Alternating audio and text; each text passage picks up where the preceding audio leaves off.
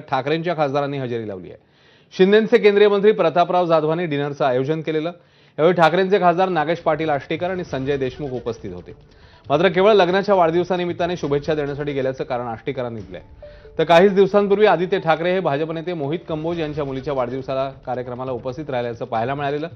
त्यामुळे ठाकरे सेनेच्या गोटातल्या घडामोडींमुळे राजकीय वर्तुळात नव्या चर्चांना उधाण आलंय।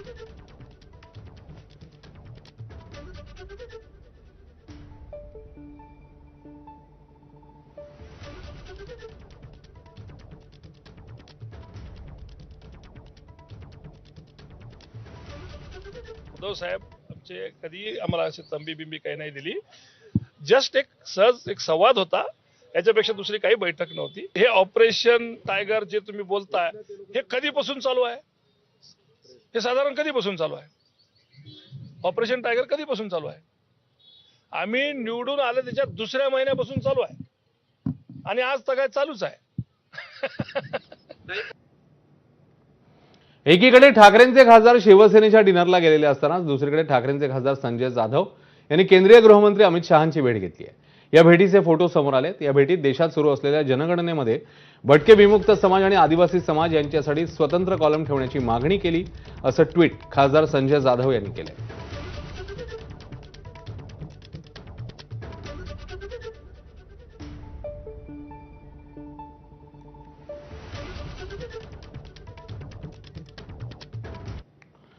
तर दिल्लीत पार पडलेल्या डिनर डिप्लोमसीवर दोन्ही शिवसेनांकडून सकारात्मक प्रतिक्रिया देण्यात आली। दिल्लीमध्ये अशी जेवणावळ सुरूच असते, अशी प्रतिक्रिया अंबादास दानवे आणि संजय शिरसाट यांनी दोघांनीही दिली आहे। दिल्लीमध्ये अशी जेवणावळी होत असते। मागच्या वर्षी गेले होते लोक जेवणाला, हे मी तुम्हाला सांगतो। आत्ताच गेले नाही, मागच्या वर्षी गेले होते। ही सगळी मंडळी प्रतापरावांची इथं प्रतापराव असं जेवणाचं आमंत्रण देत असतात। दिल्लीमध्ये आता अधिवेशन संपताना ह्या जेवणावळी चालू होत असतात। त्याच्यात सगळे एकमेकांच्या घरी येत असतात माझ्या माहितीप्रमाणे। आता तुम्हाला प्रतापरावच्या इथले आणि आमचे दोन लोक गेलेले दिसले असेल, परंतु माझ्या माहितीप्रमाणे सगळ्यांच्या घरी, पवार साहेबांच्या घरी होत असतं। प्रतापराव जाधव केंद्रीय मंत्री म्हणून त्यांच्या घरी होतंय मागच्या काही काळापासून। हे दिल्लीत हे रुटीन प्रोसेस आहे मला असं वाटतं।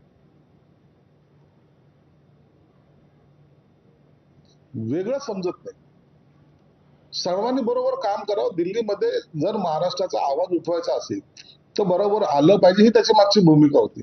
म्हणून असा सार्वजनिक डिनर ठेवून काहीतरी राजकारण घडण्यासाठी इतका उघड प्रदर्शन कधीच केलं जात नाही, परंतु हे समोरच्याला कळायला थोडासा वेळ लागेल।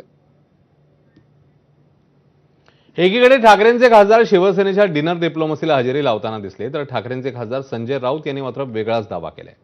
भविष्यामध्ये शिंदेचे 25 ते 30 आमदार आणि राष्ट्रवादीचे तेवढेच आमदार भाजपमध्ये जातील असं भाकीत राऊतांनी केलं। तर संजय राऊत यांनी केलेल्या पक्षफुटीच्या वक्तव्याला राष्ट्रवादी शरद पवार पक्षाचे प्रदेशाध्यक्ष शशिकांत शिंदे यांनी दुजोराही दिलाय। हा पक्ष 25 ते 30 आमदारांसह भाजपामध्ये विलीन होईल। त्याचं नेतृत्व कोणाकडे असेल ते मी आत्ता सांगत नाही तुम्हाला। आणि त्याचबरोबर शिंदे गटाचेही तितकेच आमदार हे भाजपात विलीन होतील। भविष्यामध्ये यांना विलीन व्हावंच लागेल। भाजपने अशा प्रकारचा संजय राऊतांनी सांगितलं असेल तर त्यात काही गोष्टी तथ्य निघून येत आहेत। आता तशा प्रकारच्या प्रक्रिया चालू झालेल्या दिसतात। शेवटी कोणत्या पक्षातले लोक कुठे जातील हे निवडणुकीच्या वेळेला त्यावेळची परिस्थिती बघून निर्णय घेतील। काही आमदार त्या बाजूने जातील याच्या बाबतीमधली शक्यता नाकारता येत नाही। तर शिंदेच्या शिवसेनेचे आणि राष्ट्रवादीच्या आमदारांबाबत संजय राऊत यांनी केलेल्या दाव्यावर महायुतीच्या नेत्यांनी पलटवार केला। पाहूया। राष्ट्रवादी काँग्रेस पक्षाचा एकही आमदार हा अजितदादाचा पक्ष सोडून जाणार नाही, एकही आमदार।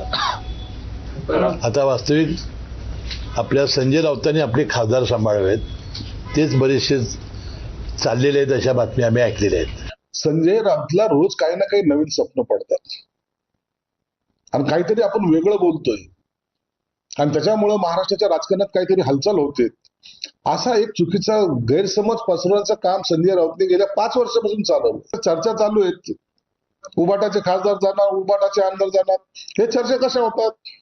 यात आम्ही कुठे प्रेस घेऊन बोललेलो नाही ना। म्हणून स्वतःचा पक्ष वाचवण्याच्या धडपड करताना इतरांवर आरोप केले तर आपले आमदार आणि खासदार एकत्रित राहतील हा त्याचा गोड गैरसमज आहे. भोंदू बाबा खरात नंतर संजू बाबा राऊत यांनी नवा धंदा उघडलाय. जसा भोंदू बाबा खरात लोकांना फसवायचा आहे तसं संजू बाबा राऊत हे भविष्यवाणी सांगून लोकांना फसवण्याचं काम करतायत. कुणाचा भारतीय जनता पार्टीमध्ये पक्ष विलीन होईल, कोण कुठे जाईल हे सांगण्याच्या भानगडीमध्ये संजय राऊतांनी पडू नये, कारण उभाटा गट काँग्रेसमध्ये विलीन होणार आहे. उपमुख्यमंत्री अजित पवारांच्या अपघाती निधनानंतर